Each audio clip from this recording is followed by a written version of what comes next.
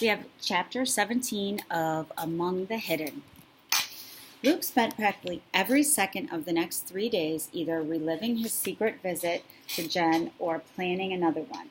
The first day, a government inspector came out to examine the gardener's crop, so Luke stayed in his room the entire day. The second day it rained, and Dad spent the morning doing bookwork in the house. The third day, Dad was back in the fields, but when Luke crept over the back door promptly at 9 a.m. and daringly flipped the light switch, he got no answering flash from Jen's house. Maybe the clocks in her house were slow. He left the light on for 15 whole minutes, terrified the whole time that someone besides Jen might see it. Finally, heartsick, he switched it off and climbed with his shaky legs back to his room. What if something had happened to Jen? What if she were sick, dying, even alone in her house? What if she'd been caught or turned in? Just from the little time Luke had spent with her, he could tell she took a lot of risks.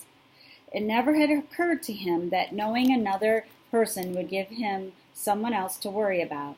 He steadied himself by leaning against the wall at the top of the stairs and reminded himself of less frightening possibilities. Maybe one of her parents was just out of running errands, not working, so they were going to be home soon. Maybe he tried to think of another safe reason Jen hadn't signaled for him to come, but he had so much trouble picturing her ordinary life that his imagination failed him. He found out the next day when he risked a dash to Jen's house as soon as Jen answered the signal. "Where were you?" he asked instantly. "When? Yesterday?" She yawned, sliding the door shut behind him. "Did you try to come over?" "I'm sorry. Mom had a free day and made me go shopping." Luke gaped at her. "Shopping? You went out?" Jen nodded nonchalantly. "But I didn't see you leave." Jen looked at him as if she seriously wondered if he had a brain. "Of course not. I was hiding. The back seat of our car is hollowed out. Dad had it custom built." "You went out?" Luke repeated in awe. "Well, it's not like I saw anything until we got to the mall. 2 hours of riding in the dark is not my idea of fun. I hate it. But at the mall you got out? You didn't have to hide?" Jen laughed at his amazement. "Mom got me a forged shopping pass a long time ago. Supposedly I'm her niece. It's good enough to convince store clerks, but if the population police ever found me in a road stop, I'd be dead. There you have it, my mother's priorities. Shopping is more important than my life." Luke shook his head and sat down on the couch because his knees were feeling a little shaky. "I didn't know," he said. "I didn't know thirds could do that." What if Mother and Dad got him a forged pass? For a minute he could almost picture it. They could hide him under burlap bags in the pickup truck bed until they got to town. Everybody in town knew Mother and Dad. Everybody knew Mother and Dad had only 2 sons, Matthew and Mark. "You went to the city?" "Well, yeah," Jen said. "You don't see any malls around here, do you?" "What was it like?" Luke almost whispered. "Boring," Jen said. "Really, really boring. Mom wanted to buy me a dress. Who knows why? So I went to one store after another, and I had to try on all these dresses that scratched and pricked and poked me. And then she made me get a bunch of bras." "Oh, sorry," she said when Luke blushed a deep red. "I guess you don't talk much about bras in your house." "Matthew and Mark do sometimes when they're being dirty," Luke said. "Well, bras aren't dirty," Jen said. "They're just torture devices invented by men or mothers or something." "Oh," Luke said, looking down. "But anyway," Jen said, with a bounce that propelled her off the couch, "I checked you out on the computer and you're all right. You don't exist. Not officially anyway, so you're safe. And..." Hearing Jen say that so flippantly, "you don't exist," made him feel funny. "How do you know I'm safe?" he interrupted. "Fingerprints," Jen said. When Luke gave her a blank look, she explained. "My brother Braun went through this phase where he wanted to be a detective. Not that he ever would have been smart enough for it, and I remembered he still had a fingerprint kit. So I dusted for your fingerprints on things you touched, just like on TV. I got a really good print off the wall. Then I scanned that into the computer, linked into the national file of fingerprints, and voila, I discovered your fingerprints don't exist. So neither do you, officially." She made a mocking face for emphasis, and Luke wanted to ask, "The population police can't find me because of what you did, can they?" But he understood so little of what she'd explained that he didn't think it would help to ask anything. And Jen was already on to the next thought. "And anyhow, you seem trustworthy, so now that I know you're safe, I can tell you about the rally and show you our secret chat rooms and everything." Jen was already leaving the room, so he had to follow her just to hear the rest of her sentence. "Want something to drink?" she asked, hesitating at the doorway to the grand kitchen. "I was so surprised I forgot to be a good hostess the last time. What'll it be, soda, potato chips?" "But those are illegal," Luke protested. He remembered reading something about junk food in one of the books in the attic and asked his mother about it. She explained that it was something people used to eat all the time until the government shut down the factories that made it. She wouldn't tell him why, but as a special treat, she'd brought out a bag of potato chips she's been saving for years and shared them, just with him. They were salty, but hard to chew. Luke had pretended to like them only because Mother seemed to want him to. "Yeah, well, we're illegal too, so why shouldn't we enjoy ourselves?" Jen asked, thrusting a bowl of chips at him. To be polite, Luke took one chip, and then another, and another. These chips were so good, he had to hold himself back from grabbing them. She went to the meeting. I'm videoing.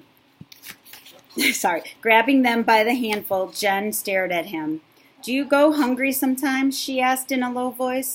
"No," Luke said in surprise. "Some shadow children do because they don't have enough food ration cards and the rest of their family doesn't share," she said, opening a refrigerator that was bigger than every other appliance in the Garner's kitchen put together. "My family can get all the food we want, of course." She looked at him in a way that once again made him conscious of his raggy clothes. "How does your family get food for you?" The question puzzled Luke. "The same way they get it for themselves," he said. "We grow it. We have a garden. I used to work in it a lot before, and then we have the hogs, or used to, and I guess sometimes we traded a butchered hog for someone else's butchered steer so we'd have beef." Those were all shadowy transitions in Luke's mind. He had to strain his brain to remember overhearing Dad or Matthew reporting to Mother. "Ready to cook some steak? Johnston up near Libertyville wanted some ham." Jen dropped a plastic bottle full of brown liquid. "You eat meat?" she exclaimed. "Sure, don't you?" "When Dad can get it," Jen said, bending to pick up the bottle. She poured a glassful for Luke and one for herself. Both drinks fizzed and bubbled. "Even his clout isn't that great. The government's been trying to force everyone, even the barons, to become vegetarians." "Why?" Luke asked. Jen handed him his glass. "Something about vegetables being more efficient," she said. "Farmers have to use a lot more land to produce 1 pound of meat than to produce a pound of, what is it called? Soybeans?" Luke wrinkled his nose at the thought of eating soybeans. "I don't know," he said slowly. "We've always fed our hogs the grain we couldn't sell because it didn't meet government standards. But since the government made us get rid of our hogs, Dad just lets the grain rot in the field." "Really?"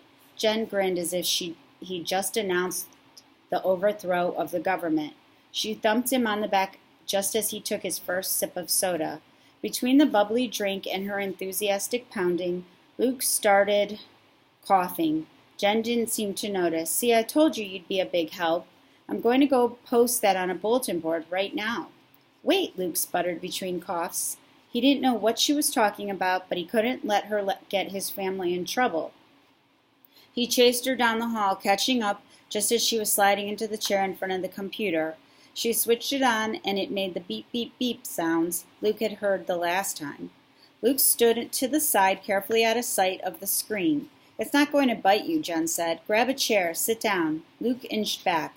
"But the government," he said. "The government's incompetent and stupid," Jen said. "Get it? Believe me, if they were watching through my computer screen, I'd know by now." Meekly, Luke pulled over a padded chair and sat down. He watched as Jen typed in, "If the government let farmers feed their animals the grain they can't sell, there'd be more meat." Luke was relieved that she hadn't mentioned his family, but unless the government was spying on them, he couldn't understand what difference it made for her to write that. Where'd that go? He asked as the words disappeared. Who's going to see it? I put it on the Department of Agriculture bulletin board. Anyone with a computer can find it now. Maybe a government worker will have half a brain, will see it, and actually think for the first time this decade. But, Luke squinted in confusion, why does it matter? Jen fixed her gaze on Luke. You don't even know, do you? You don't know why they passed the population law. No, Luke admitted. It's all about food, Jen said. The government was scared we'd run out of food if the population kept growing. That's why they made you and me illegal, to keep people from starving. Luke suddenly felt doubly guilty for the potato chips he was still cramming in his mouth. He swallowed hard and lowered his hand to his lap, instead of back into the chip bowl. So if I didn't eat, my food would go to someone who was legal? Luke said. But in his family, that would just be Matthew and Mark, and they were hardly starving. Matthew was even starting to sport the same roll of fat around his waist that Dad had. Then Luke remembered the tramp from long ago saying, I ain't ate in 3 days. Was that Luke's fault? Jen laughed. Stop looking so worried, she said. That is what the government thinks, but they're wrong. My dad says there's plenty of food, it's just not distributed right. That's why they have got to stop the population law. That's why they've got to recognize you and me and all the other shadow kids. That's why we're going to have the rally. As ignorant as he was, Luke could tell from the way she said it that the rally was important. Can you tell me about the rally now? He asked humbly. Yes, Jen said. She pushed away the computer and twirled on her chair. Hundreds of us, all the shadow children I could track down, are going to march on the government in protest. We'll go right to the president's house. We won't leave them alone until they give us the same rights everybody else has. Just my luck, Luke thought. I finally meet another third child, and she's absolutely crazy. And, Jen said, as bubbly as a shaken soda, you can come too. Won't it be great? That's the end of chapter 17.